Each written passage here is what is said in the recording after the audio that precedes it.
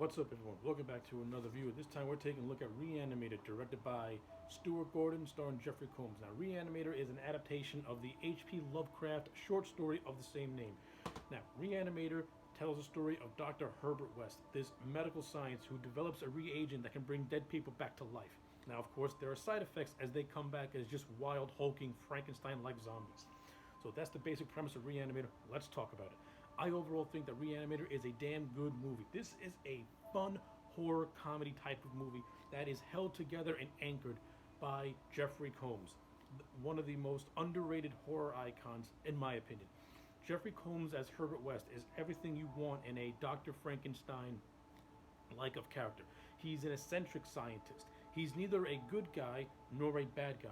He's just an overly ambitious scientist who, once he develops this agent that he knows can make a difference, or at least lead to something, or at least potentially lead to something, he of course lets that creation and those experiments get to his head with varied mixing results. And I think, as an overall, Jeffrey Combs gives Herbert West a lot of personality. Jeffrey Combs, to me, just has like this slithery, just whispery type of voice, and just has this very just mysterious and just looming presence to him, just as the character of Herbert West. He's extremely mysterious. He's a very mysterious character. He's not a physically imposing character, but he's got an eccentricity to him. He's got a quiet enthusiasm to him as well. And like I said, I love how he's not portrayed as neither a good guy nor a villain. He's portrayed as just being overly ambitious. And Jeffrey Combs captures that essence perfectly. He is absolutely perfect as Herbert West. Now, of course, Combs is surrounded also by a very solid cast. You have David Gale, who plays the character of Dr. Hill, who is the real villain of the story. And Gale pretty much gives Hill this Vincent-like type of performance to him, though with a more sinister edge, because Dr. Hill, he's an ass. You know, he's a very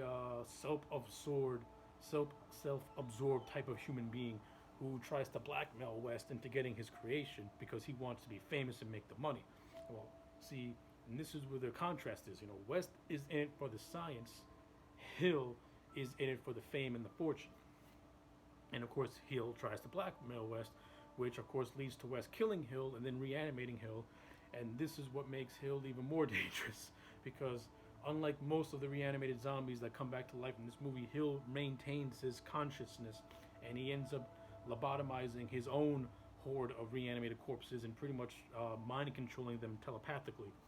So this is what makes Hill, to me, a very dangerous threat. And I love the performance by David Gale in general. I thought like I said, he gives a sinister Vincent Price type of like performance to the role, and he is just chewing the scenery as the villain. And he probably has one of the best comedic bits in the whole movie, where his severed head is trying to direct his body, and it's hysterical. I love black comedies, and I especially love horror movies that use that type of humor in their movies, because you know what you're in for. You're in for a movie that is completely over the top and zany to begin with, so it's a movie that's going to have some fun, and that's what Re-Animator is. Re-Animator is not much of a horror movie as it is much of a fun horror comedy type of movie. This movie has a good sense of humor to it.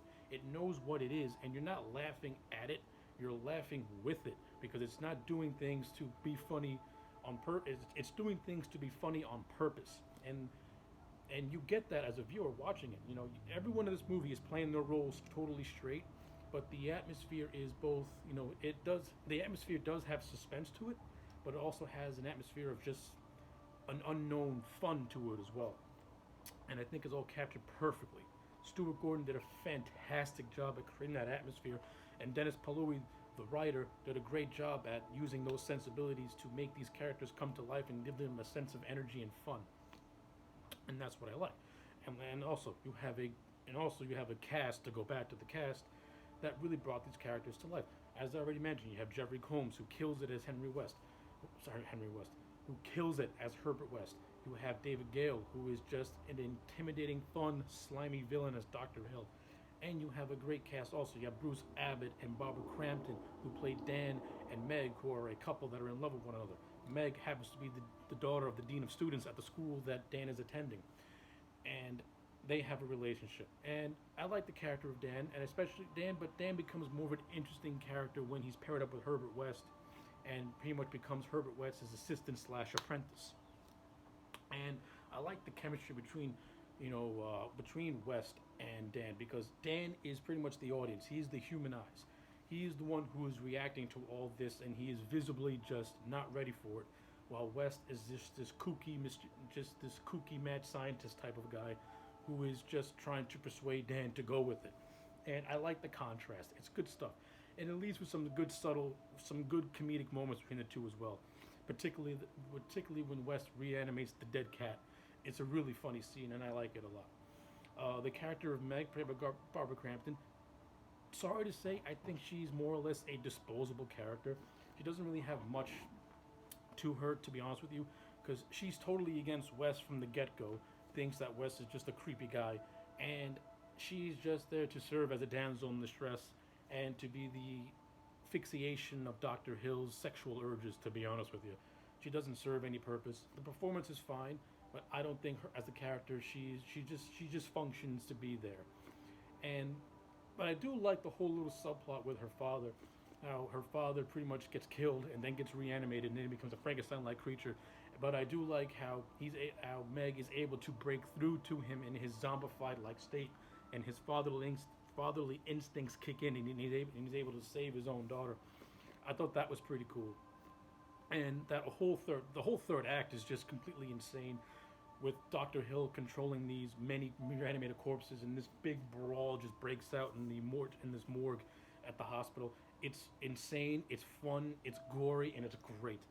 And Stuart Gordon knew exactly what he was doing with this movie, and he makes it look fantastic. The visual effects in this movie are all top notch. The use of practical effects in this movie are fantastic. They all look gnarly, gross, and sick, and you just can't help but marvel at the creativity that went into some of these makeup effects, and the over the top just violence that this movie portrays as well. But it's like I said, it's done in a tongue-in-cheek type manner where you can't help but laugh with it. So yeah, with all that being said, I'm going to give Re-Animator a solid 9 out of 10. I think this movie is utterly fantastic. I love it. So yeah, those are my thoughts on Re-Animator. Let me know yours in the comment section down below. Like the video and subscribe, and I'll check you back next time for more.